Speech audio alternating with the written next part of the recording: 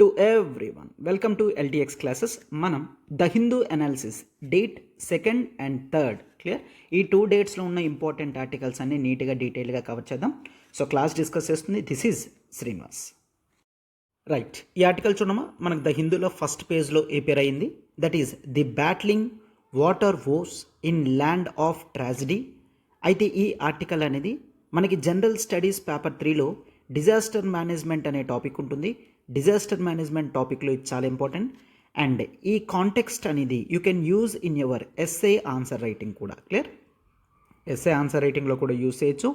And కొంత information ఇప్పుడు మనం ఏదైతే డిస్కస్ చేస్తామో అవి మీకు ప్రిలిమ్స్ ఎగ్జామ్లో కూడా హెల్ప్ చేస్తుంది. Right, so first thing, so title అనేది చూడండి, బ్యాట్లింగ్ వాటర్ వోస్. ఓస్ అంటే ఏంటమ్మా, ప్రాబ్లమ్స్ అని. క్లియర్, ఓస్ అంటే ప్రాబ్లమ్స్ అని.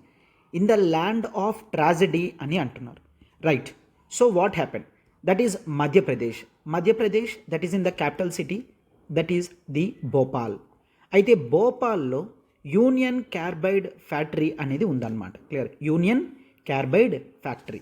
ఈ ఫ్యాక్టరీ ఏం చేస్తుందంటే ఇట్ ప్రొడ్యూసెస్, ఒకప్పుడు, ఇప్పుడు కాదు, the story is around the 1984లో. క్లియర్, స్టోరీ అంతా కూడా 1984లో ఈ యూనియన్ కార్బైడ్ ఫ్యాక్టరీ ఏదైతే ఉందో it manufactures the fertilisers. Clear, fertilisers, pesticides లాంటివి తయారు చేస్తుంది.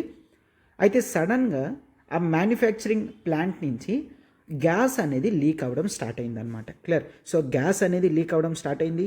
ఆ గ్యాస్ ఏంటమ్మా, that is methyl isocyanate. Clear, so ఈ యూనియన్ కార్బైడ్ ఫ్యాక్టరీ నుంచి మధ్యప్రదేశ్ భోపాల్ 1984లో ఈ కంపెనీ నుంచి మిథైల్ ఐసోసైనేట్ అనే గ్యాస్ అనేది లీక్ అవడం స్టార్ట్ అయింది.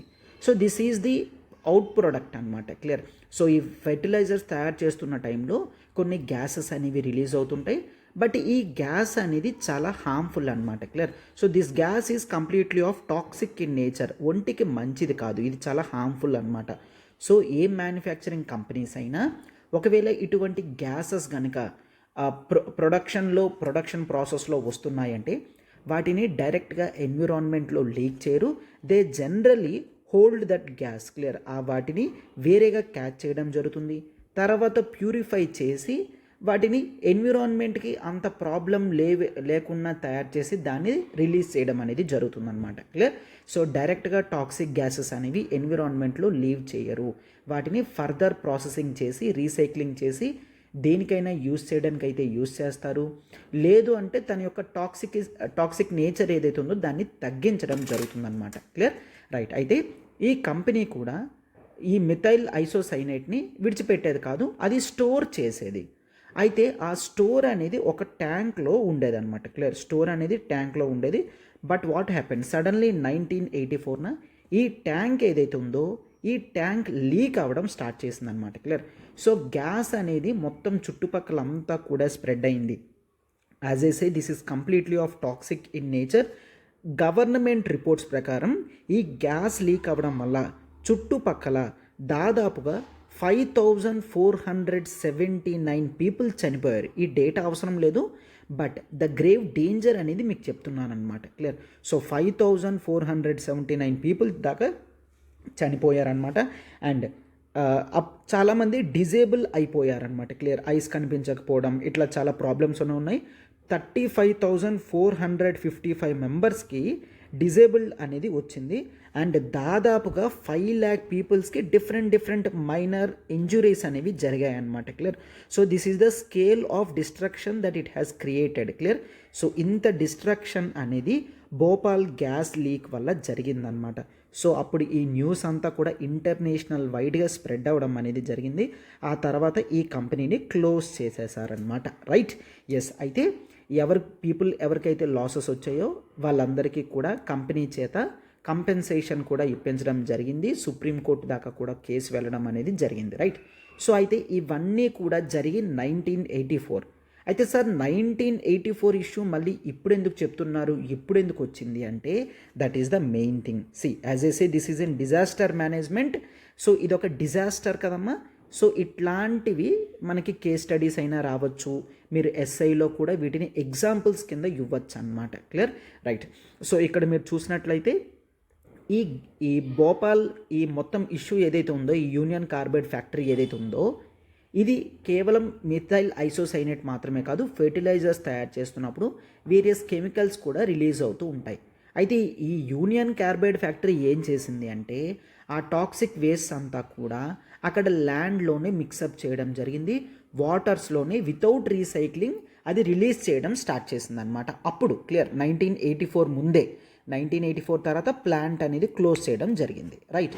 అయితే ఇప్పుడు ఇష్యూ కూడా ఏంటి అంటే అప్పుడు రిలీజ్ చేసిన ఏవైతే కెమికల్స్ ఉన్నాయో అవి కంటిన్యూస్గా వాటర్లో ఇప్పటికీ కూడా ఉన్నాయి.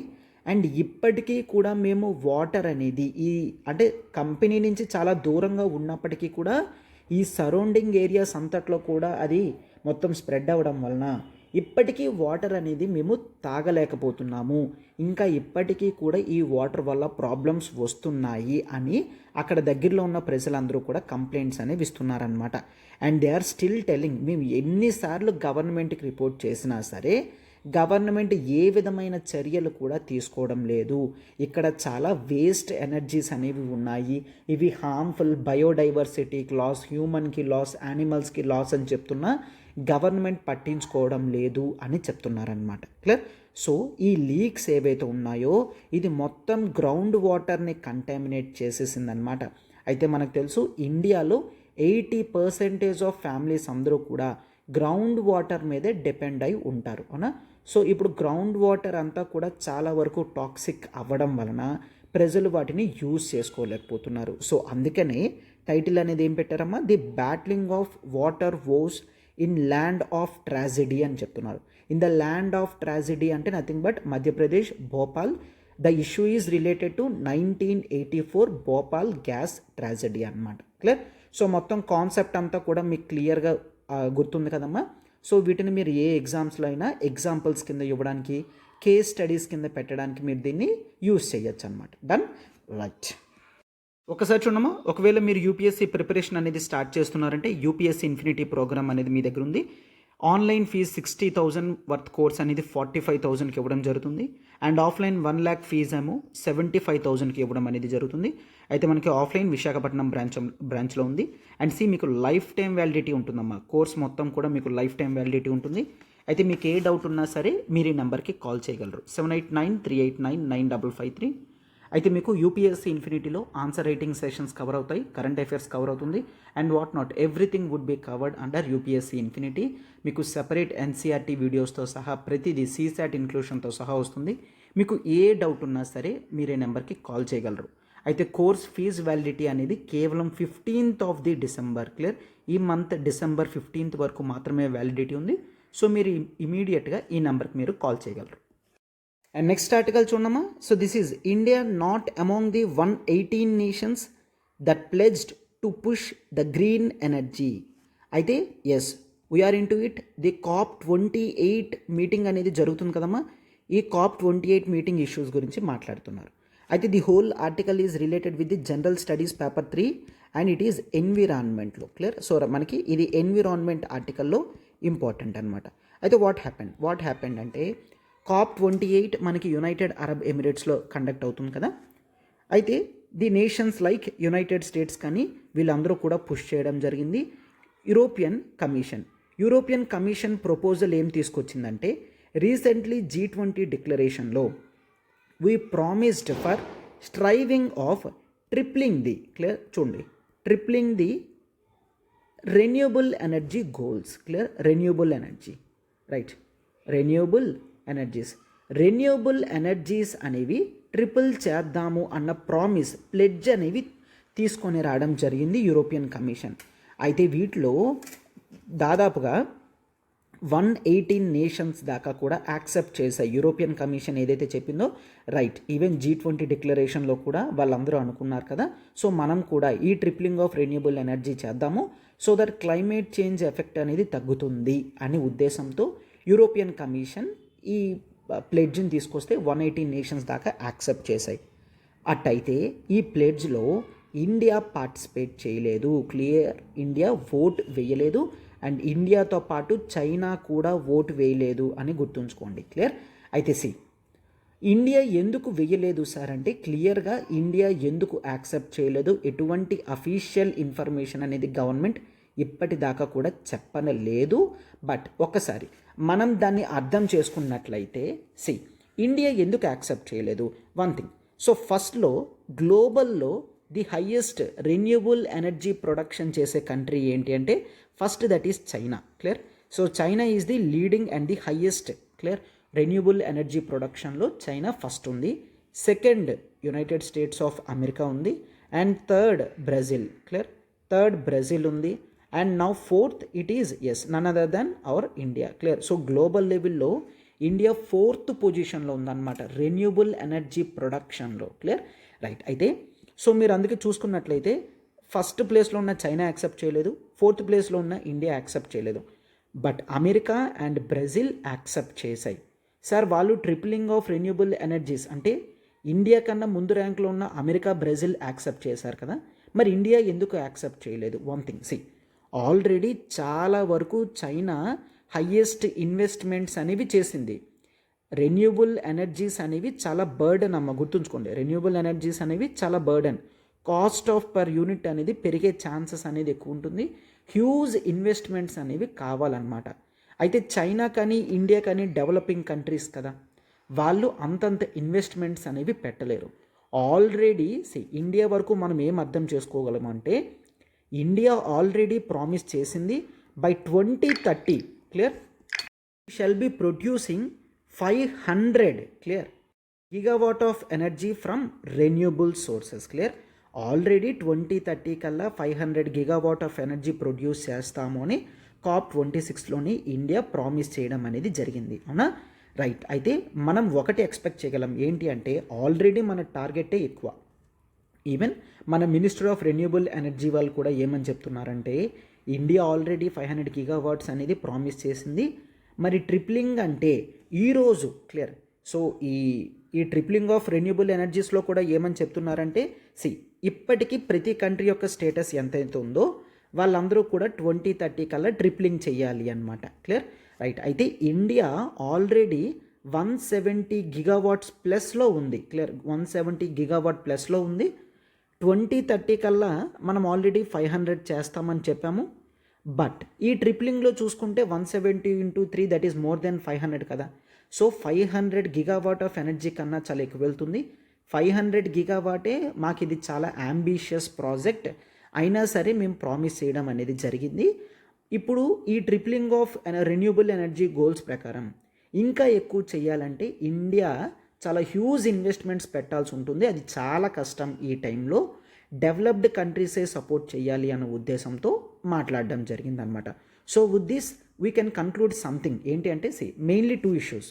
ఆల్రెడీ ఒకటి India 500 gigawatt of energy promise చేయడం జరిగింది. సెకండ్ వన్ ఏంటంటే గ్లోబల్ లెవెల్లో రెన్యూబుల్ ఎనర్జీస్ అనేవి ఏ క్రైటీరియాతో వస్తాయంటే ఫస్ట్ ఫర్ ఎగ్జాంపుల్ సోలార్ ఎనర్జీతో ఎలక్ట్రిసిటీ ప్రొడ్యూస్ చేస్తే దాన్ని మనం ఏమని చెప్తాం? Renewable energy. Clear. And wind ఎనర్జీతో చేస్తే right that is a renewable energy. అట్లానే మనం even the large dam projects నుంచి కూడా క్లియర్ లార్జ్ డ్యామ్ ప్రాజెక్ట్స్ దగ్గర మనం ఎలక్ట్రిసిటీ అనేది ప్రొడ్యూస్ చేయడం జరుగుతుంది కదా. ఈ డ్యామ్స్ నుంచి వచ్చే ఎలక్ట్రిసిటీ కూడా ఇండియా రెన్యూబుల్ ఎనర్జీ కింద కన్సిడర్ చేస్తుంది.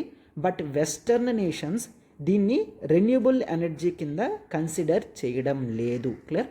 సో ఇట్లా కొన్ని క్లాషెస్ అనేవి ఉన్నాయి. వాళ్ళ ఒపీనియన్స్ మన ఒపీనియన్స్ ఇట్లా గోల్స్ ఇవన్నీ కూడా డిఫరెన్స్ ఉండడం వలన ఇండియా యాక్సెప్ట్ చేయలేదన్నమాట.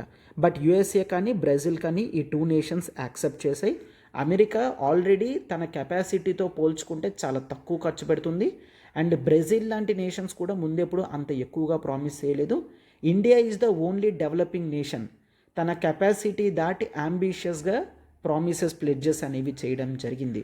సో ఇండియా ఇప్పుడు మళ్ళీ ట్రిప్లింగ్ ఆఫ్ ఎనర్జీ గోల్స్ అంటే that would be a very huge burden. Clear. So ఏంటంటే ఎక్కువ ఇన్వెస్ట్మెంట్స్ మీద ప్రెజర్ చేస్తే ఇండియాకి రావాల్సిన ఇన్వెస్ట్మెంట్స్ అనేవి రావు. క్లియర్. మార్కెట్ని మనం పుష్ చేసామనుకోండి, నువ్వు రెన్యూబుల్ ఎనర్జీలో పెట్టు అని, అప్పుడు మరి ఇన్వెస్ట్మెంట్స్ అనేవి రావు. ఇన్వెస్ట్మెంట్స్ అనేవి రావాలంటే ఫ్రీ మార్కెట్ ఉండాలి. ఆ రెస్పెక్టు కంపెనీస్కి ఇంట్రెస్ట్ ఉండాలి. రైట్, మనం రెన్యూబుల్ ఎనర్జీస్ మీద పెడదామని. కేవలం కంట్రీస్ అనేవాళ్ళు గైడ్ చేయగలరు. వీ కెన్ రిక్వెస్ట్, ఒక కంపెనీని రిక్వెస్ట్ చేయగలం, మీరు రెన్యూబుల్ ఎనర్జీలోకి వెళ్ళొచ్చు కదా అని. క్లియర్? అట్లా ఫోర్స్ చేస్తే మళ్ళీ కష్టం అవుతుంది. బట్ డెవలప్డ్ కంట్రీస్కి ఆ ప్రాబ్లం ఉండదు, ఎందుకంటే గవర్నమెంట్ దగ్గర చాలా రిసోర్సెస్ ఉంటాయి, వాళ్ళు ఇన్వెస్ట్ చేయగలరు. But India as a developing country, it has various other goals to, right? Yes. So అందుకనే ఇండియా యాక్చువల్లీ ప్లెడ్జ్ చేయలేదు ఈ గ్రీన్ ఎనర్జీకి అని చెప్తున్నారు. బట్ చైనా నుంచి ఎటువంటి అఫీషియల్ రిపోర్ట్ అనేది రాలేదు. యాజ్ ఆఫ్ నౌ చైనా కూడా దీన్ని యాక్సెప్ట్ చేయలేదన్నమాట, right? Yes. So this is the issue. మీకు అంతా కూడా క్లియర్గా అర్థమైందని నేను అనుకుంటున్నాను. నెక్స్ట్ ఆర్టికల్ చూడమా. The majority will have its way but the minority must have its say. ఎవరు చెప్తున్నారు? చీఫ్ జస్టిస్ ఆఫ్ ఇండియా గారు చెప్తున్నారనమాట. అయితే ఈ ఆర్టికల్ అనేది జనరల్ స్టడీస్ పేపర్ 2 పాలిటీలో ఇంపార్టెంట్ అనమాట, రైట్? ఎస్. అయితే ఈవెన్ నిన్న క్లాస్లో కూడా చాలాసార్లు డిస్కస్ చేస్తాను. సో ఇక్కడ చీఫ్ జస్టిస్ ఆఫ్ ఇండియా గారు దేని గురించి చెప్తున్నారంటే that is about the dissent. Dissent అంటే ఏంటి? డిసెంట్ అంటే వ్యతిరేక ఒపీనియన్ అనమాట. క్లియర్? సో ఇప్పుడు ఒక వ్యక్తి ఒకటి మాట్లాడుతున్నారంటే దానికి ఆపోజిట్గా కౌంటర్గా నేను వేరే ఒపీనియన్ని ఎక్స్ప్రెస్ చేస్తే దాన్ని డిసెంట్ ఒపీనియన్ అని అంటారనమాట. క్లియర్? డిసెంట్ అంటే ఏంటి? వ్యతిరేకంగా మాట్లాడితే. అయితే గుర్తుంచుకోండి, ఇక్కడ డిసెంట్ అంటే ఆర్గ్యుమెంట్స్ చేయడం కాదు. క్లియర్? నువ్వు ఇది చెప్తావా, అయితే దీనికి ఎగ్జాక్ట్గా ఆపోజిట్గానే నేను ఉంటాను, నువ్వు అవును అంటే నేను కాదంటాను, దాన్ని డిసెంట్ అనరు. డిసెంట్ అనేవి ఒక గుడ్ ఒపీనియన్స్ అన్నమాట. క్లియర్? సో డెమోక్రసీ ఏంటి? డెమోక్రసీ అంటే for the people, of the people, by the people అంటాం కదా. సో డెమోక్రసీలో డెమోక్రటిక్ ప్రిన్సిపల్స్ అనేవి డిసెంట్ ఒపీనియన్స్తోనే సక్సెస్ అవుతాయి అని. క్లియర్? రైట్. దాని గురించి చీఫ్ జస్టిస్ ఆఫ్ ఇండియా గారు చెప్తున్నారు. సో దీని గురించి క్లారిటీగా నేను చెప్తాను. అయితే మీరు మీ పాలిటీ నోట్సెస్లో ఈ important statements from the chief justice of India రాసుకుందామా. ఎగ్జామినేషన్స్లో మీరు వీటిని కోట్ చేసినట్లయితే మీకు చాలా మార్క్స్ అనేవి ఇంక్రీజ్ అయ్యే ఛాన్సెస్ ఉంటాయి. క్లియర్? రైట్. అయితే ఒక ఇన్విటేషన్లో చీఫ్ జస్టిస్ ఆఫ్ ఇండియా గారిని పిలవడం జరిగింది. అతను ఇట్లా చెప్తున్నారనమాట. Clear? So he is raising the awareness regarding the critical thinking. Clear? So dissent అనేది ఎట్లా వస్తుందంట? క్రిటికల్ థింకింగ్ అంటే ఏంటి? ఒక వ్యక్తి ఏది చెప్తున్నా మనం కంటిన్యూస్గా దాన్నే ఫాలో అవుతూ ఉంటున్నాము, ఎటువంటి ఆపోజిట్ ఒపీనియన్ అనేది చెప్పకపోతే క్రిటికల్ థింకింగ్ అనేది పెరగదు. క్రిటికల్ థింకింగ్ అనేది చాలా ఇంపార్టెంట్ అనమాట. అంటే దాన్ని లాజికల్గా, ఎస్ ఈ విషయాన్ని ఇలాగే మాత్రమే కాకుండా ఇంకే విధంగా అయినా మనం ఆలోచించగలమా, ఇంకా ఏ విధంగా అయినా బెనిఫిట్ చేయగలమా అని కూడా ఆలోచించాలి. దాన్నే క్రిటికల్ థింకింగ్ అని అంటామన్నమాట. Clear? Right. For example a small issue. ఇండియాలో చాలా వరకు కూడా ఫార్మర్స్కి ఫ్రీ ఎలక్ట్రిసిటీ అనేది ఇస్తారు, అవునా? ఫ్రీ ఎలక్ట్రిసిటీ ఇవ్వడం జరుగుతుంది. అయితే కరెక్టే కదా, ఫ్రీ ఎలక్ట్రిసిటీ అనేది ఫార్మర్స్కి ఇవ్వడం మంచిదే కదా, ఫార్మర్స్ బెనిఫిట్ అవుతారు. ఎందుకంటే ఇండియాలో ఫార్మర్స్ అందరూ కూడా చాలా వరకు పూర్ కాబట్టి ఫార్మర్స్కి బెనిఫిట్ అవుతుంది. సార్ దీంట్లో మిస్టేక్ ఏముంది, నేను దానికి యాక్సెప్ట్ చేస్తాను అని మీరు అనొచ్చు, right? That is fine. But dissent opinion అనేది ఎలా ఉంటుంది తెలుసా? ఐ మే సే నో ఫార్మర్స్కి 24 hours ఫ్రీ ఎలక్ట్రిసిటీ అనేది ఇవ్వద్దు. ఎందుకంటే there could be a problem. 24 hours electricity ఇవ్వడం వలన ఫార్మర్ కంటిన్యూస్గా తన ఫార్మింగ్ ఫీల్డ్లో మోటార్ అనేది ఆన్ చేసి ఉంచుతాడు. సో దట్ గ్రౌండ్ వాటర్ అంతా కూడా తగ్గిపోయే ఛాన్సెస్ ఉన్నాయి, అవునా? ఈరోజు ఇండియాలో చాలా వరకు గ్రౌండ్ వాటర్ తగ్గిపోవడానికి రీజన్ ఏంటి అంటే అగ్రికల్చర్లో over emphasis on water. Clear? Water అనేది కంటిన్యూస్గా వేసి ఉంచడం వలన, క్లియర్, మోటార్ అనేది ఆన్ చేసి ఉంచడం వలన వాటర్ సప్లై అనేది ఫీల్డ్కి ఎక్కువ పెరుగుతుంది. But that is sourced from the ground waters. Clear? So ground water అనేది డిప్లీట్ అయిపోతుంది అనమాట. అర్థమైందా? సో డిసెంట్ ఒపీనియన్ అంటే ఇలా ప్రాబబుల్గా yes there could be chance, ఇట్లా అయ్యే ఛాన్సెస్ ఉంటాయి అని ఒక లాజికల్ థింకింగ్ గురించి ఇచ్చేది ఈ critical thinking or the dissent opinion. అంతే తప్ప నువ్వు ఫార్మర్స్కి ఇస్తావా, నో ఇవ్వద్దు ఫార్మర్స్కి, అంతే. దానికి ఎటువంటి సబ్స్టాన్షియేషన్ స్టేట్మెంట్స్ లేకపోతే దాన్ని డిసెంట్ అనం, ఆర్గ్యుమెంట్ అని అంటాం. డిసెంట్ అని ఎప్పుడు అంటామంటే ప్రాబబుల్ థింగ్స్ అనేవి చెప్పాలి. మీరు ఇలా చేయడం వలన దానికి బ్యాడ్ అవుట్కమ్స్ అనేవి, రాంగ్ అవుట్కమ్స్ అనేవి ఇలా రావచ్చు అని చెప్పడం అనమాట. Done, right. So critical thinking అనేది చాలా ఇంపార్టెంట్. ఎందుకంటే it questions the powers that be and engage in non conformist democratic discourse. Clear? అంటే ఏంటంటే డెమోక్రటిక్ డిస్కోర్స్ అంటే డిబేట్స్ అన్నమాట. డెమోక్రసీలో డిబేట్స్ జరగాలి. డిబేట్స్తోనే గుడ్ ఒపీనియన్స్ అనేవి జనరేట్ అవుతాయి, గుడ్ డెసిషన్స్ అనేవి అప్పుడే తీసుకోగలం. క్రిటికల్ థింకింగ్ అనేది లేకపోతే ఇది జరగదు. This democratic discourse will fail to progress. Clear? ఎందుకంటే డిసెంటర్స్ అనే వాళ్ళ వాయిస్ మీరు ప్రెస్ చేస్తే మనకి మంచి ఒపీనియన్స్ అనేవి రావు. సో దట్ డెమోక్రసీ అనేది థ్రెటన్ అయ్యే ఛాన్స్ ఉంది అని చీఫ్ జస్టిస్ ఆఫ్ ఇండియా గారు చెప్తున్నారనమాట. ఇంకా ఏమని చెప్తున్నారంటే dissents emerge not from thin air but from a democratic culture of fierce debates. Clear? Dissents అనేది ఎవరో ఏది పడితే అది మాట్లాడారు, ఒక థిన్ ఎయిర్ నుంచి జనరేట్ అవ్వడం అంటే మీనింగ్ ఏదో ఇష్టం వచ్చినట్టు నోటుకొచ్చింది మాట్లాడడం కాదు. డిస్కషన్స్ తర్వాత, డిబేట్స్ తర్వాత ఏదైతే ఆపోజిట్ ఒపీనియన్ వస్తుందో దాన్ని డిస్సెంట్ అని అంటాము. అలాంటి వాటిని గౌరవించాలి అని చెప్తున్నారనమాట. అండ్ నెక్స్ట్ చూడండి ఏమని చెప్తున్నారు.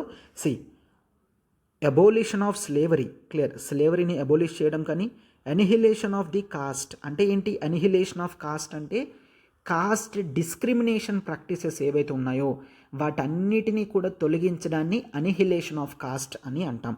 And emancipation of gender minorities అంటే జెండర్ జస్టిస్ చేయడం అన్నమాట. క్లియర్? And religious harmony. ప్రతి రిలీజియన్ కూడా హార్మోనియస్గా అంటే ఏంటి నథింగ్ బట్ కలిసిగట్టుగా ఉండాలి. క్లియర్? ఇట్లాంటివన్నీ కూడా ఒకప్పుడు డిసెంట్ ఒపీనియన్సే. ఈరోజు ఇవన్నీ అందరం చేస్తున్నాం, అవునా? స్లేవరీని అబోలిష్ చేసాము, కాస్ట్ని అనిహిలేషన్ అంటే కాస్ట్ డిస్క్రిమినేషన్ని తగ్గిస్తున్నాము, జెండర్ ఎంపవర్మెంట్ అడుగుతున్నాము, రిలీజియన్ పీపుల్ అందరూ కూడా కలిసి ఒకేలా ఉండాలి అని అనుకుంటున్నాం, అవునా? ఈరోజు ఇవన్నీ మనకు కావాల్సిన ప్రిన్సిపల్స్. బట్ ఇవి ఒకప్పుడు డిసెంటింగ్ ఒపీనియన్సే, వద్దు వ్యతిరేకంగా ఉన్న ఒపీనియన్సే. ఫర్ ఎగ్జాంపుల్ ఇండియాలో ఒకప్పుడు సతీ అనేది ప్రాక్టీస్ చేసేవాళ్ళు.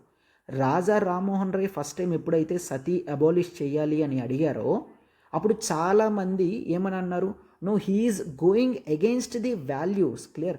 అప్పుడు రాజారాం మోహన్ రాయ్ గారు ఇచ్చింది డిసెంటింగ్ ఒపీనియన్ అని అంటాం. బట్ ఈరోజు అది సక్సెస్ అయిందా లేదా? సో డిసెంటింగ్ ఒపీనియన్స్ అనేవి డెమోక్రసీలో క్రూషియల్ రోల్ ప్లే చేస్తాయి అని మీనింగ్ అన్నమాట. Clear?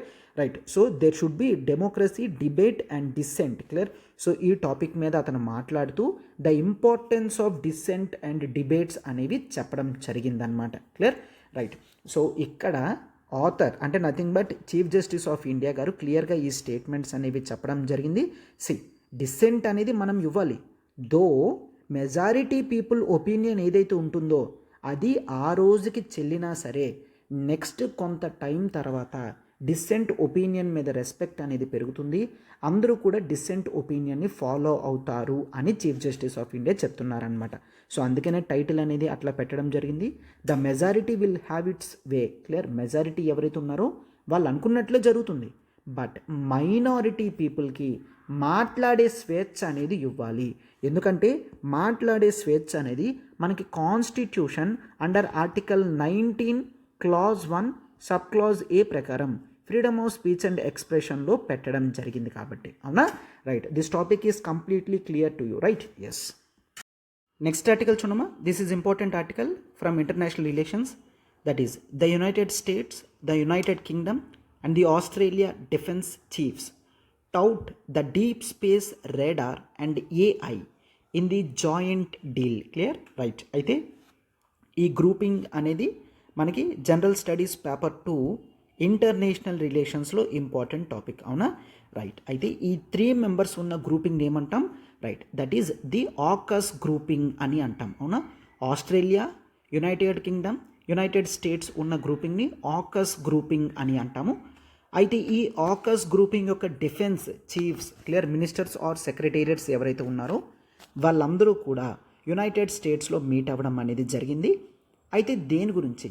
They are collaborating, that is the deep space radars. Clear? So deep space radars అనేవి పెడుతున్నారు అండ్ ఆర్టిఫిషియల్ ఇంటెలిజెన్స్లో కూడా ఈ ముగ్గురు కూడా జాయింట్ డీల్స్ అనేవి చేసుకుంటున్నారనమాట. క్లియర్?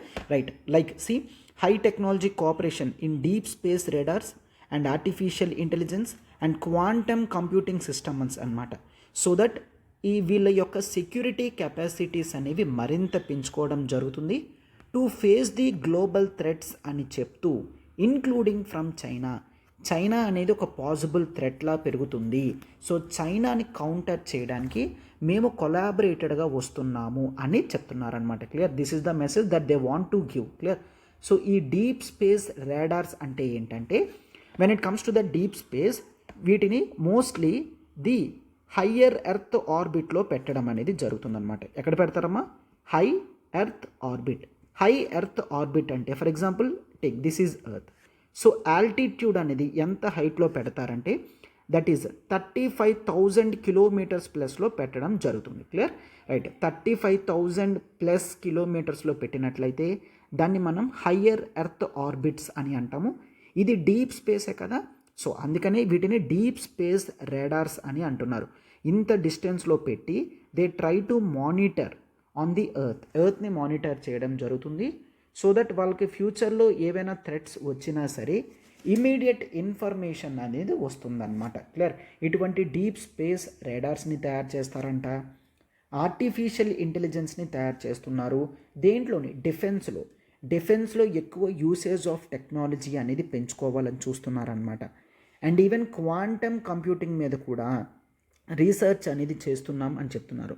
సో దట్ ఈ అడ్వాన్స్డ్ ఆపరేషన్స్ కనుక వీళ్ళు ముందుకు తీసుకొని వెళ్ళినట్లయితే వీళ్ళ డిఫెన్స్ క్యాపబిలిటీస్ అనేవి చాలా వరకు ఇంక్రీజ్ అయ్యే ఛాన్సెస్ ఉంటాయి అని చెప్తున్నారనమాట ఎక్స్పర్ట్స్. క్లియర్? అండ్ ఇంకేమని చెప్తున్నారంటే ఈ ఆకస్ గ్రూపింగ్ అనేది it's a once in a generation opportunity అని చెప్తున్నారు. అంటే ఇది ఒక గొప్ప ఆపర్చునిటీ, ఈ 3 కంట్రీస్ కూడా కలిపి వస్తున్నాయి అని వాళ్ళే చెప్పుకుంటున్నారు. క్లియర్? రైట్. అండ్ దీంతో we are trying to promote the peace and security in the globe. Clear? Mainly Indo Pacific region. Clear?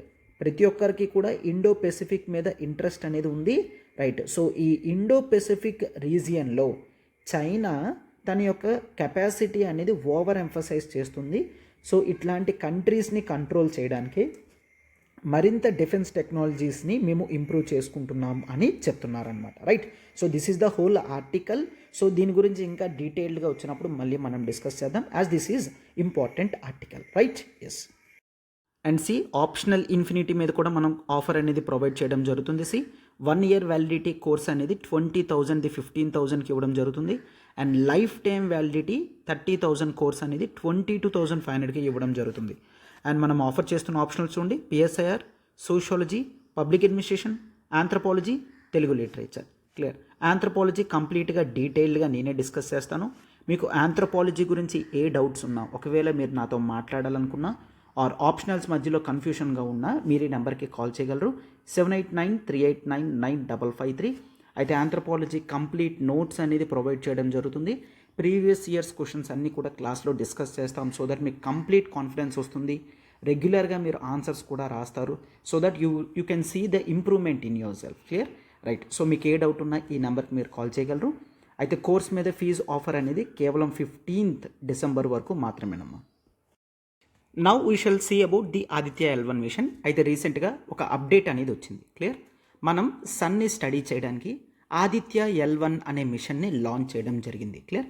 So అయితే నేను ఇప్పుడు కాంటెక్స్ట్ అనేది మీకు ఎక్స్ప్లెయిన్ చేసిన తర్వాత చాలా డీటెయిల్డ్గా నీట్గా మీకు మొత్తం అంతా కూడా ఆదిత్య L1 మిషన్ని 0 నుంచి 100% వరకు క్లియర్గా మొత్తం అంతా కవర్ చేస్తాను.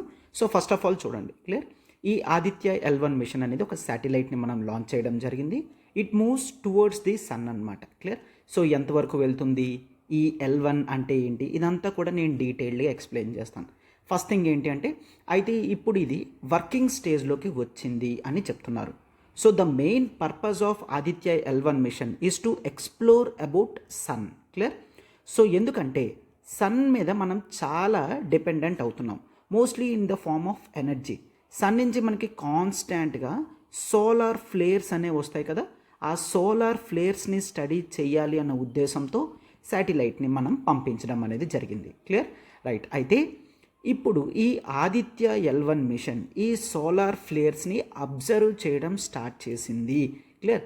అండ్ ఇది అబ్జర్వ్ చేస్తూ మొత్తం ఇస్రో ఒక న్యూస్ కూడా రిలీజ్ చేసింది దట్ ఇది నార్మల్గానే కండిషన్స్ అన్నీ కూడా వర్కౌట్ చేస్తుంది. సో ఆదిత్య L1 మిషన్ అనేది ఒక అడుగు ముందుకు వేసింది తన సక్సెస్లో అని చెప్తున్నారనమాట. Clear.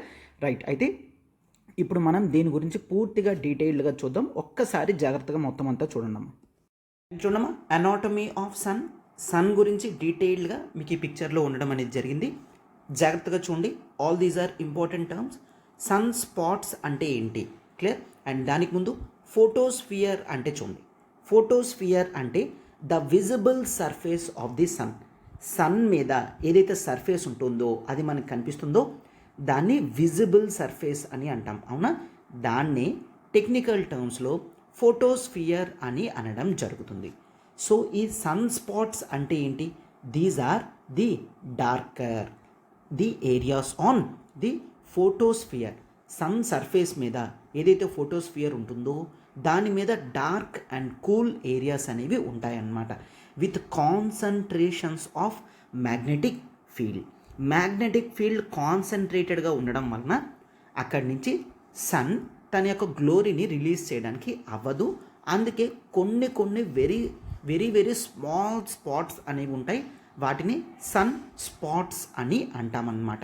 Clear. Right. And see granulation అంటే ఏంటో చూడండి. These are small short lived grainy features అన్నమాట that cover the sun caused by the thermal currents rising from below.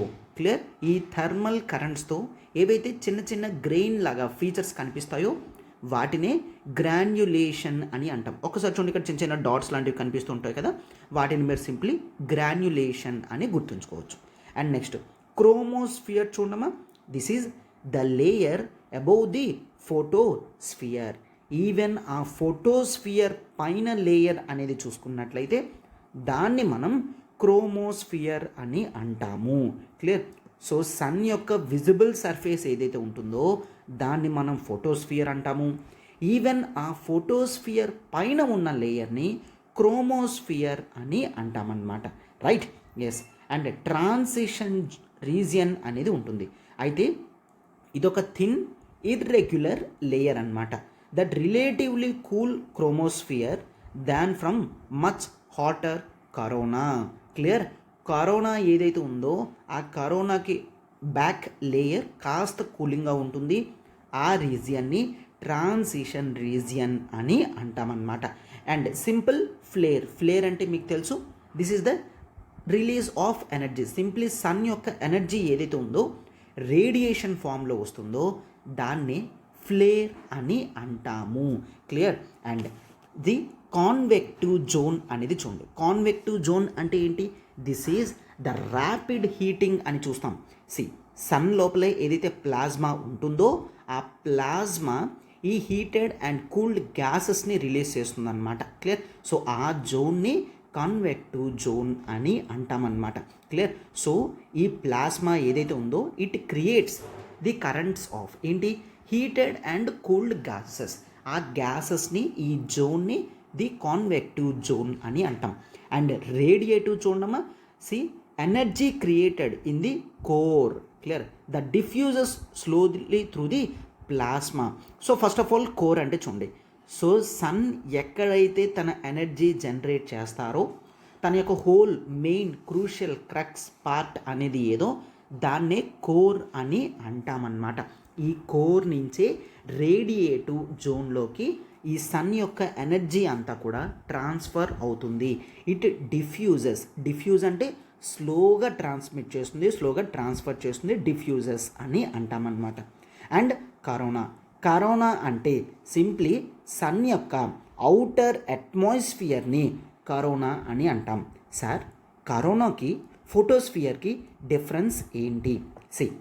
Sun మీద ఉన్న సర్ఫేస్ని ఫోటోస్ఫియర్ అని అంటాము. సన్కి కొద్ది డిస్టెన్స్లో తన యొక్క అట్మాస్ఫియర్ ఏదైతే ఉందో దాన్ని కరోనా అంటాం. Right. So if this is sun, దాని మీద ఉన్న సర్ఫేస్ని ఫోటోస్ఫియర్ అంటారు. అండ్ ఈ చుట్టూ ఉన్న ఈ ఎన్విరాన్మెంట్ని కరోనా అని అంటామన్నమాట. అండ్ కరోనల్ మాస్ ఎజెక్షన్, ఈ టర్మ్ అనేది ఇంపార్టెంట్.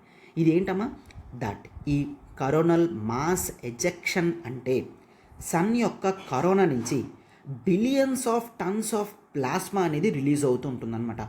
ఆ రేడియేషన్సే మనకి చాలా వరకు కూడా ఎఫెక్ట్ చేస్తాయి. వాటినే కరోనల్ మాస్ ఎజెక్షన్ అని అంటాము. కరోనా టర్మ్తో లింక్ అయి ఉంది కదా, సో దీన్ని కరోనల్ మాస్ ఎజెక్షన్ అని అంటాం. అండ్ సోలార్ విండ్ అంటే ఏంటి, దిస్ ఈజ్ కంటిన్యూస్గా ఏదైతే ఫ్లో ఆఫ్ ఎనర్జీ అనేది రిలీజ్ అవుతూ ఉంటుందో కరోనా నుంచి, దాన్ని సోలార్ విండ్ అని అంటాము. అది ఒక huge billions of tons of దీంట్లో వస్తే దాన్ని కరోనల్ మాస్ ఎజెక్షన్ అని అంటాం. రైట్, ఈ టర్మ్స్ అన్నీ కూడా చాలా ఇంపార్టెంట్ అమ్మా. ఎందుకంటే ఆదిత్య L1 మిషన్ అనేది లాంచ్ చేశారు అంటే వీటి మీద ప్రాస్పెక్టివ్ క్వశ్చన్స్ అనేవి మనకి ప్రిలిమ్స్లో నెక్స్ట్ ఇయర్లో అడిగే ఛాన్సెస్ ఉంటాయి. ఇటువంటి సింపుల్ టర్మ్స్ని తీసి వాడు ఎక్స్ప్లెయిన్ చేసి ట్రూ ఆర్ ఫాల్స్ అడిగే ఛాన్సెస్ ఉంటాయి. మనకి క్లియర్గా కాన్సెప్ట్ అంతా కూడా ఉన్నట్లయితే ఈజీగా వాటిని మనం ట్యాకిల్ చేయగలం. క్లియర్, సన్ స్పాట్ అంటే ఏంటి, ట్రాన్సిషన్ జోన్ అంటే ఏంటి, ఫోటోస్ఫియర్కి క్రోమోస్ఫియర్కి డిఫరెన్స్ ఏంటి, క్లియర్, అండ్ కోర్ అంటే ఏంటి, కరోనల్ మాస్ ఎజెక్షన్ అంటే ఏంటి, ఈ టర్మ్స్ అంతటినీ కూడా జాగ్రత్తగా చూసుకోండి. అయితే వన్ థింగ్, మీరు ఈ పిక్చర్ ఈ మొత్తం స్లైడ్స్ అన్నీ మీకు PDF రూపంలో అవైలబుల్ అవుతుంది. Please do join hour Telegram channel. మన టెలిగ్రామ్ ఛానల్లో పోస్ట్ చేయడం జరుగుతుంది. సో దట్ మీరు ఏవి కూడా రాయాల్సిన అవసరం అనేది లేదు, హ్యాపీగా చదువుకోవచ్చు. Clear, right. And now this is very fine. Aditya L1 mission సన్కి దగ్గరగా మనం మన శాటిలైట్ని పెట్టడం అనేది జరుగుతుంది. సో దట్ కంటిన్యూస్గా సన్ని అబ్జర్వ్ చేయడం అనేది జరుగుతుంది అనమాట. So this is the first attempt, as the name says, Aditya L1 mission. L1 అంటే మీనింగ్ అనేది ఉంది, అది తర్వాత చూస్తాము. బట్ ఇస్రో తీసుకొస్తున్న ఫస్ట్ అటెంప్ట్ అనమాట. Clear, right. And this mission will observe the photosphere, clear, chromosphere and corona of the sun. Sun యొక్క atmosphere అయిన కరోనా, సన్ యొక్క సర్ఫేస్ అయిన ఫోటోస్ఫియర్, ఈ క్రోమోస్ఫియర్స్ లాంటివి చూడడం జరుగుతుందన్నమాట. కంటిన్యూస్గా ఇది అబ్జర్వ్ చేస్తుంది. It contains 7 payloads. Sir payload అంటే ఏంటి? పేలోడ్ అంటే ఈ శాటిలైట్ ఏదైతే ఉందో దీంట్లో డిఫరెంట్ టెక్నికల్ ఆబ్జెక్ట్స్ అనేవి ప్లేస్ చేయడం జరుగుతుంది. ఒక్కొక్క టెక్నికల్ ఆబ్జెక్టివ్ కూడా respective axis and respective observations అనేవి చేస్తుందన్నమాట. క్లియర్, కొన్ని కేవలం సన్ స్పాట్స్ని అబ్జర్వ్ చేయడం, కొన్ని సన్ యొక్క మ్యాగ్నెటిక్ ఫీల్డ్ని అబ్జర్వ్ చేయడం, కొన్ని కరోనల్ మాస్ ఎజెక్షన్స్ని అబ్జర్వ్ చేయడం, కొన్ని సోలార్ విండ్స్ని అబ్జర్వ్ చేయడం, కొన్ని కాన్స్టాంట్గా ఫొటోస్ తీస్తూ ఉండడం, ఇట్లా డిఫరెంట్ పేలోడ్స్ అనేవి ఉన్నాయి. వాటి గురించి కూడా కాస్త మనం చూసి నేర్చుకుందాం. Clear, right. సో సన్ యొక్క కరోనాని, సోలార్ ఎమిషన్స్ని, సోలార్ విండ్స్ని, ఫ్లేర్స్ని, కరోనల్ మాస్ ఎజెక్షన్స్ని, వీటన్నిటిని కూడా రౌండ్ ది క్లాక్ ఇది ఫొటోస్ తీస్తుంది, అబ్జర్వ్ చేస్తుంది, మనకి ట్రాన్స్మిట్ చేస్తుంది అన్నమాట. రైట్. సో అందుకనే ఈ ఆదిత్య L1 మిషన్ అనేది మనం ఒక ఫ్లాగ్షిప్ ప్రోగ్రామ్ కింద, అంటే ఇస్రో తీసుకొస్తున్న one of the most important programmes కింద. ఎందుకంటే ఇటువంటి ప్రోగ్రామ్స్ సక్సెస్ఫుల్ అయ్యాయి అంటే ఇస్రో యొక్క స్టేచర్ అనేది ఇంటర్నేషనల్ లెవెల్లో పెరుగుతుంది, అవునా? సో అందుకని ఈ మిషన్స్ అనేవి సక్సెస్ అవ్వాలి అని మనం చూసుకుంటాం. సో చూడమ్మా, సింప్లీ ఇట్లా వీటిని పేలోడ్స్ అని అంటాము. డిఫరెంట్ పేలోడ్స్ ఉన్నాయి కదా. In addition to this it has soft and hard X-ray, UV, broadband filters, magnetometers. Clear, magnetometer observes the magnetic field. Clear. So ఈ మ్యాగ్నెటోమీటర్ ఏంటి, ఎక్కడ పెట్టినా అక్కడ దగ్గరలో ఉన్న మ్యాగ్నెటిక్ ఫీల్డ్స్ని ఇది అబ్జర్వ్ చేస్తుంది. సో ఇందాక మనం అనుకున్నాం కదా దట్, ఇప్పుడు చూడండి ఇక్కడ మ్యాగ్నెటోమీటర్, ఇది మ్యాగ్నెటోమీటర్ అనమాట. That it observes main sun యొక్క మ్యాగ్నెటిక్ జోన్ని స్టడీ చేస్తుంది. Clear. And all these are the different payloads that are going to be carried by Aditya L1 mission. Clear.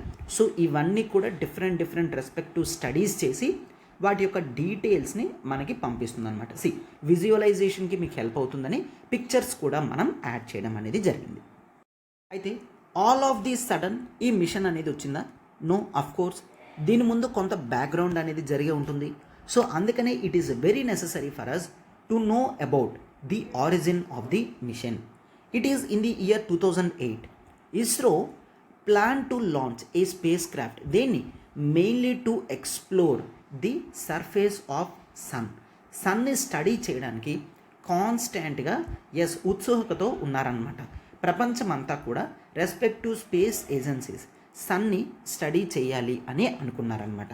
And see, it was a 400 kg satellite with one payload, the visible emission line chronograph, VELC అనే payload, ఒక్క పేలోడే that is launched in 800 km లో earth orbit. అయితే sir అదేంటి, Aditya L1 mission అనేది first mission అన్నారు కదా, మరి ఇదేంటి? ఇది మీరు చూసుకున్నట్లయితే ఎర్త్కి లో ఎర్త్ ఆర్బిట్లో ఉంటుంది. లో ఎర్త్ ఆర్బిట్ అంటే దాదాపుగా నియర్లీ 1000 kilometers వరకు ఉంటే లో ఎర్త్ ఆర్బిట్స్ అని అంటాము. సో ఎర్త్ మీద 800 kilometersలో ఈ శాటిలైట్ని పెట్టాం. ఇది సన్కి చాలా డిస్టెన్స్లోనే ఉంటుంది, అఫ్కోర్స్ బిలియన్స్ ఆఫ్ కిలోమీటర్స్ డిస్టెన్స్లోనే ఉంటుంది. ఇక్కడి నుంచి స్టడీ చేయడం జరిగింది. అంటే this is our first step towards this Aditya L1 mission అని చూడొచ్చు. అండ్ తర్వాత ఫుల్ ఫ్లెజ్డ్గా ఇస్రో డిసైడెడ్ ఒక స్పెసిఫిక్ స్పేస్ క్రాఫ్ట్ అనేది డిజైన్ చేసి దాన్ని సన్ దగ్గరగా ప్లేస్ చేయాలి అని చూసుకున్నారు. సో అందుకే it has given the name the Aditya L1, clear, to study only the outer surface of the sun. Clear, right. The space craft will be launched using, చూడండి, PSLV అనే రాకెట్స్తో మనం లాంచ్ చేయడం జరుగుతుందన్నమాట. సో చిన్న ఇన్ఫర్మేషన్, PSLV అంటే ఏంటో చిన్న బ్రషప్గా మీకు ఉంటుంది, ఇన్ షార్ట్లో చెప్పేస్తాం. గుర్తుంచుకోవాల్సింది ఏంటి అంటే మన వాళ్ళు ఫిక్స్ అయ్యారు. So they also chosen PSLV నుంచి మన రాకెట్ని లాంచ్ చేద్దాము. ఈ పేలోడ్స్ అనేది ఈ రాకెట్ క్యారీ చేస్తుందన్నమాట. Done. So simply what is PSLV? This is the third generation launch vehicle అంటాం, polar satellite launch vehicle. It is the first launch vehicle made in India that have liquid stage. దీంట్లో total 4 stages ఉంటాయి, అవునా? This is stage 1, stage 2, stage 3, stage 4. Stage 1లో solid fuels అనేవి ఉంటాయి, and stage 2లో liquid fuels అనేవి ఉంటాయి, stage 3లో మళ్ళా సాలిడ్ ఫ్యూయల్ ఉంటుంది, అండ్ స్టేజ్ 4లో లిక్విడ్ ఫ్యూయల్స్ అనేవి ఉంటాయి. PSLV రానంత వరకు కూడా, అంటే SLV కానీ ASLV అనే రాకెట్ సిస్టమ్స్ని ఇండియా ముందు యూజ్ చేసేది. అవి చాలా చిన్నవన్నమాట, దాంట్లో కేవలం సాలిడ్ ఫ్యూయల్స్ని మాత్రమే యూజ్ చేసేవాళ్ళం. బట్ PSLVతో ఫస్ట్ టైం లిక్విడ్ స్టేజెస్ని లాంచ్ చేయడం జరిగింది. సో దట్ లిక్విడ్ స్టేజ్లో ఎక్స్ట్రా థ్రస్ట్ ఫోర్స్ అనేది వచ్చింది. అంటే పుల్ ఫోర్స్ అంటే పేలోడ్ యొక్క వెయిట్ పెరుగుతున్నా, రాకెట్ యొక్క వెయిట్ పెరుగుతున్నా ఇది కాస్త ఎఫిషియెంట్గా తీసుకెళ్ళగలుగుతుంది అనమాట. Right. So that is the liquid fuel. First stage అనేది సాలిడ్ రాకెట్ మోటార్లో ఉంటుంది, అవునా? అండ్ తర్వాత సెకండ్ స్టేజ్లో చెప్పాం కదమ్మా, that liquid stage, and third stage అనేది మళ్ళీ సాలిడ్, అండ్ విత్ ఫోర్త్ స్టేజ్లో మళ్ళీ లిక్విడ్ స్టేజ్ అనేది ఉంటుందన్నమాట. సో 2 స్పేస్ క్రాఫ్ట్ వర్ లాంచ్డ్ సక్సెస్ఫుల్లీ. అయితే ఈ PSLVతో మనం మోస్ట్ ఇంపార్టెంట్ మిషన్స్ లాంచ్ చేసింది ఏంటంటే, ఒకటి చంద్రయాన్ 1 2008లో సక్సెస్ఫుల్గా PSLVతో లాంచ్ చేసాము, and Mars orbiter mission MOM కూడా 2013లో లాంచ్ చేయడం జరిగింది. ఇన్ జనరల్గా PSLVని the work horse of ISRO అని అంటాము.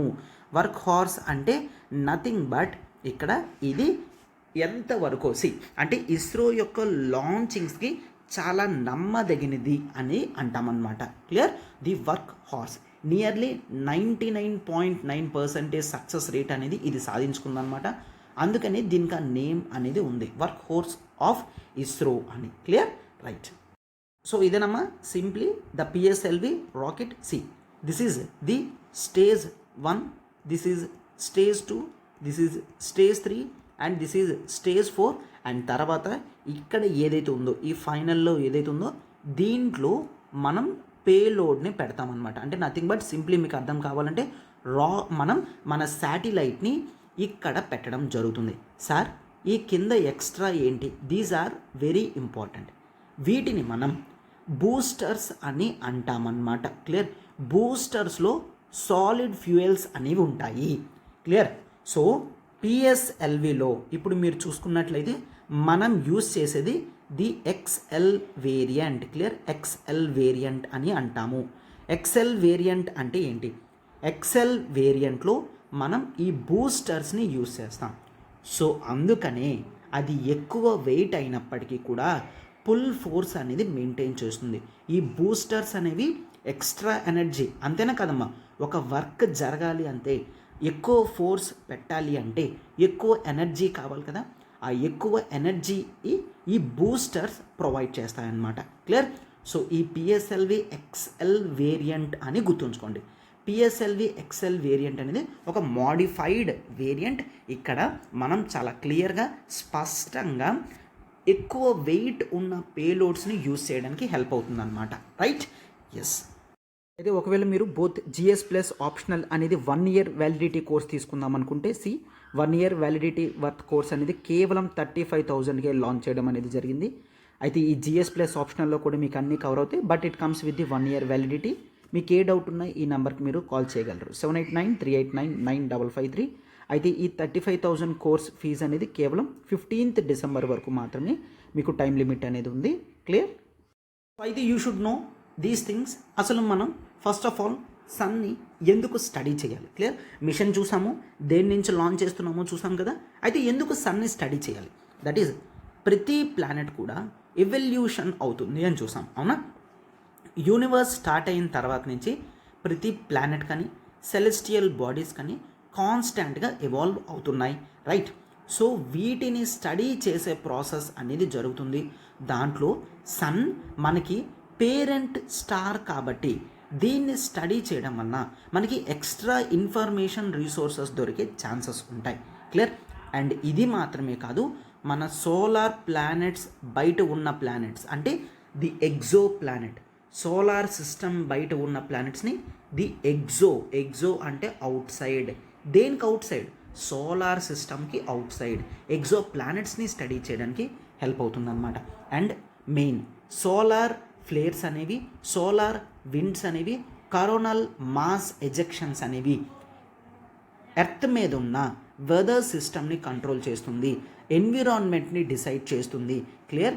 అండ్ మన శాటిలైట్స్ ఆర్బిట్ పాత్స్ని కూడా ఇన్ఫ్లుయెన్స్ చేస్తుంది. Orbit paths in the sense తిరుగుతున్నప్పుడు కరోనల్ మాస్ ఎజెక్షన్, ఎక్కువ అమౌంట్ ఆఫ్ సోలార్ ఫ్లేర్ అనేది వచ్చిందంటే శాటిలైట్స్ ప్రాపర్గా వాటి యొక్క సిగ్నల్స్ని ట్రాన్స్ఫర్ చేయలేవు, కొన్నిసార్లు బర్న్ అయిపోయే ఛాన్సెస్ కూడా ఉంటాయి, అవునా? రైట్. సో ఇవన్నీ కూడా స్టడీ చేయాలి అంటే మనం మెయిన్ సన్నే స్టడీ చేయాలి. అండ్ పవర్ అవుటేజెస్, కొన్నిసార్లు పవర్ డిస్రప్షన్స్ అనేవి వస్తాయి. That is purely because of solar flares. Clear? Power outages అంటే పవర్ క్యాన్సిల్ అయ్యి పవర్ మనకి రాదు, వైర్స్ అనేవి బ్రేక్ అవ్వడం కానీ ఇట్లాంటి నెంబర్ ఆఫ్ థింగ్స్ అనేవి జరగచ్చు. అండ్ సిగ్నల్ కూడా మనకి బ్లాక్స్ అవుతాయి అన్నమాట. సో ఇటువంటి వాటన్నిటికీ కూడా రీజన్ మనం సోలార్ స్పియర్ నుంచి వస్తున్న రేడియేషన్గా చూస్తాం. సో అందుకనే సన్ని స్టడీ చేయడం చాలా ఇంపార్టెంట్ అనమాట. సోలార్ యాక్టివిటీస్ని స్టడీ చేయాలి. అండ్ నెక్స్ట్ కంటిన్యూస్ సోలార్ అబ్జర్వేషన్స్తోనే. క్లియర్? సో మనం ద ఇంపాక్ట్ అనేది కనిపెట్టగలం దేని మీద? ఎర్త్ మీద. ఇప్పుడు మాత్రమే కాదు, ఫ్యూచర్లో కూడా ఎటువంటి ఇంపాక్ట్ ఉంటుందో చూస్తాం. For example as of now మనం నెంబర్ ఆఫ్ సోలార్ ప్యానెల్స్ అనేవి చేసుకుంటున్నాం.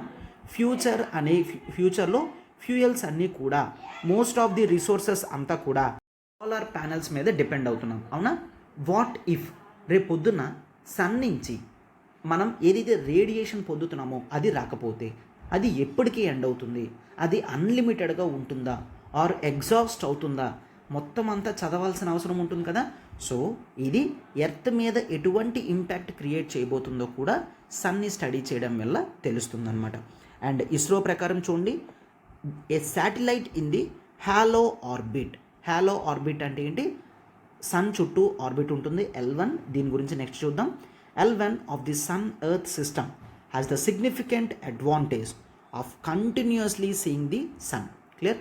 మనం L1 అనే పొజిషన్లో మన పేలోడ్స్ ఆర్ శాటిలైట్ని పెట్టడం వలన కాన్స్టాంట్గా మనం వాటిని అబ్జర్వ్ చేయగలం వితౌట్ ఎనీ అకల్టేషన్ ఆర్ ఎక్లిప్సెస్. అంటే ప్రతి టైం కూడా 24/7 ఎటువంటి డ్యామేజెస్ మిస్మేనేజ్మెంట్స్ లేకుండా కంటిన్యూస్గా అబ్జర్వ్ చేయగలం. Clear? And every storm sun నుంచి ఏవైతే స్టామ్స్ వస్తున్నాయో వాటిని కూడా క్లియర్గా అబ్జర్వ్ చేయగలం అన్నమాట ఈ L1 గురించి.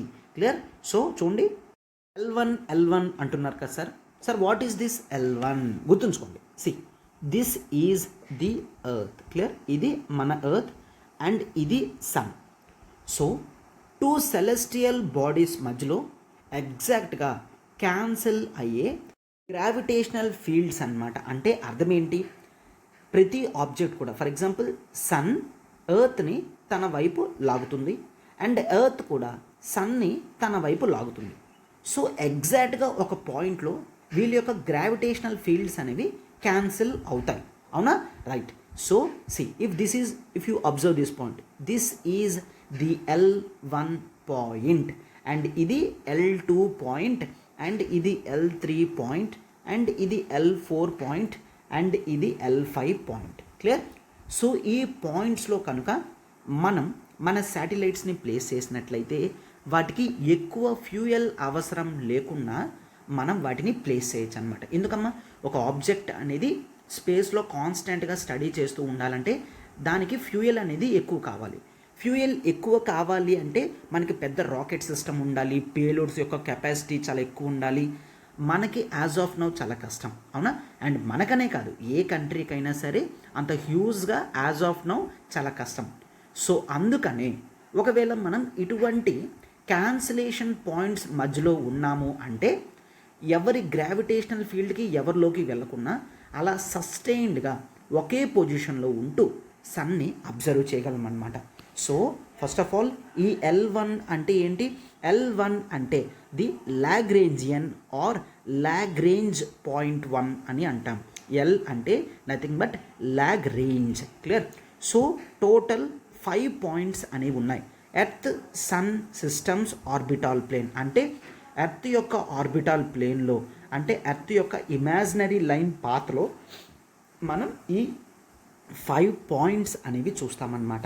అయితే where the gravitational forces of 2 bodies sun and earth ఇక్కడ produce heightened zone of attraction and repulsion. అంటే ఇద్దరు అట్రాక్ట్ చేసుకుంటారు, రిపల్షన్స్ కూడా జరుగుతూ ఉంటాయి.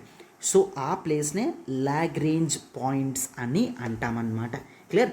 So what sir, why this name Lagrange? Lagrange ఎందుకు అంటే there is one French Italian mathematician ఉన్నారు. అతను ఈ ప్లేసెస్ని, స్పాట్స్ని తన యొక్క మ్యాథమెటిక్స్ నాలెడ్జ్తో కనిపెట్టడం జరిగిందనమాట. క్లియర్? సో ఈ ఫ్రెంచ్ ఇటాలియన్ నేమ్ మీద లాగ్రేంజ్ 1, 2, 3, 4, 5 అని మనం ఇవ్వడం జరిగింది. క్లియర్? రైట్. సో అందుకనే ది లాగ్రేంజ్ పాయింట్స్ అని అంటాం. These can be employed by space craft to lower the amount of fuel needed. ఇదే కదా చెప్పుకున్నాం. సో ఈ లాగ్రేంజ్ పాయింట్స్లో పెట్టుకున్నట్లయితే ఎక్కువ ఫ్యూయల్ అనేది మనకి అవసరం ఉండదు. రైట్? ఎస్. ఈ L1 గురించి కాస్త చూడండి. The point is around the 1/10 of the way to the sun. Clear? అంటే ఫర్ ఎగ్జాంపుల్ ఎర్త్కి సన్కి 10 మీటర్స్ డిస్టెన్స్ అంటే ఇప్పుడు మనం దీన్ని ఎర్త్ నుంచి 1 మీటర్ డిస్టెన్స్లో పెడుతున్నాం. అంటే అర్థం ఏంటి? ఇంకా 9 టైమ్స్ డిస్టెన్స్లో ఉన్నామన్నమాట. క్లియర్? రైట్. అయితే ఇదంతా తెలుసా? This is the 1.5 million kilometres. కనిపించడానికి 1/10గానే కనిపిస్తుంది, బట్ ఇది 1.5 మిలియన్ కిలోమీటర్స్ అవే అన్నమాట. And this Aditya L1 will conduct the ongoing observations. ఏంటి? The main benefit of having this satellite in the halo orbit. ఇప్పుడు అర్థమైంది కదా? హ్యాలో ఆర్బిట్ అంటే నథింగ్ బట్ సన్ యొక్క ఆర్బిట్స్లో ఉంటుందన్నమాట. Halo orbit. హ్యాలో అంటే నథింగ్ బట్ సన్ అని. Clear? That can continuously see the sun without being blocked. Clear? ఏ విధమైన బ్లాక్స్ లేకుండా కాన్స్టెంట్గా సన్ని అబ్జర్వ్ చేయడానికి అవుతుంది. క్లియర్? 1.5 మిలియన్ కిలోమీటర్స్ ఉంటుంది అని గుర్తుంచుకోండి. క్వశ్చన్స్లో కొన్నిసార్లు దే మే ఆస్క్ ఏంటి 1.5 బిలియన్ కిలోమీటర్స్ ఉంటుంది అని ఆర్ 15 మిలియన్ కిలోమీటర్స్ ఉంటుంది అని స్టేట్మెంట్స్ కన్ఫ్యూజన్ ఇవ్వచ్చు. Please do remember it is the 1.5 million kilometres away from earth. Clear? Or question ఇలా కూడా ఇస్తాడు ఏంటి 1.5 million kilometres away from sun అంటారు. నో, సన్ కాదు, it is from earth. Earth నుంచి 1.5 million kilometres. Clear? This is hardly the 1/10. Clear? 1/10 distance ఎర్త్కి సన్కి ఉన్న డిస్టెన్స్లో 1/10 అనమాట. రైట్? ఎస్. ఇది ఎంత హీట్ ఫేస్ చేస్తుందో చూడమ్మా. ఇది L1 పొజిషన్స్లో పెట్టడం వలన more than 1000 degrees Celsius. Clear? So 1000 degrees Celsius దాకా కూడా ఈ L1 పాయింట్స్లో పెట్టే శాటిలైట్స్ ఎక్స్పోజ్ అవుతాయి అన్నమాట. అంటే మనం ఎటువంటి మెటల్స్ని తీసుకోవాలంటే 1000 degrees దాటి వాటి యొక్క మెల్టింగ్ పాయింట్స్ ఉండాలి, లేకపోతే అవి కరిగిపోతాయి. అవునా? సో L1లో మనం ఒక శాటిలైట్ని పేలోడ్ని పెట్టడం అనేది అంత ఈజీ కాదు, అది చాలా టెక్నికాలిటీస్తో కూడుకున్నదన్నమాట. Right? Yes. In contrast to NASA's mission, NASA Parker solar ప్రోబ్తో కంపేర్ చేసుకుంటే దట్ ఆదిత్య L1 అనేది to travel farther from the sun.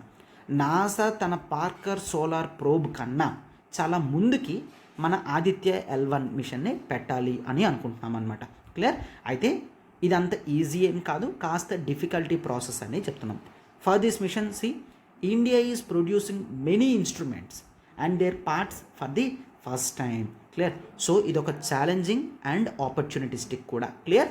So India యొక్క సైంటిఫిక్, ఇంజనీరింగ్, స్పేస్ సెక్టర్ యొక్క క్యాపబిలిటీస్ అనేవి ఒకేసారి వరల్డ్ అంతటికి కూడా చూపించినట్టు ఉంటుంది. ఎందుకు? 1000 degrees Celsiusలో మెయింటైన్ అయ్యే ఆబ్జెక్ట్స్ని మనం అక్కడ పెట్టడం అనేది చాలా కష్టం కదా. రైట్? సో అందుకనే దీని వలన మనకి చాలా ఆపర్చునిటీస్ వస్తాయి. ఈ ఛాలెంజెస్ ఏవైతే ఉన్నాయో వాటిని మనం చాలా జాగ్రత్తగా చేసుకోవాలన్నమాట, చాలా జాగ్రత్తగా చూసుకోవాలి. And this is the time. ఇంకేమైనా స్పేస్ ఏజెన్సీస్ సన్ని స్టడీ చేస్తున్నాయంటే ఫస్ట్ వన్ అమెరికా యొక్క పార్కర్ సోలార్ ప్రోబ్. అయితే సన్ యొక్క ఫ్లో ఆఫ్ హీట్ని, ఎనర్జీని స్టడీ చేయడం చూస్తున్నాం అనమాట. సో మెయిన్ నాసా యొక్క main programme that is living with a star mission. Clear? Living with a star mission అని అంటాం. సో ఇది సన్ ఎర్త్ సిస్టమ్ని స్టడీ చేస్తుంది. అండ్ హీలియోస్ 2 సోలార్ ప్రోబ్ అని చూస్తాము.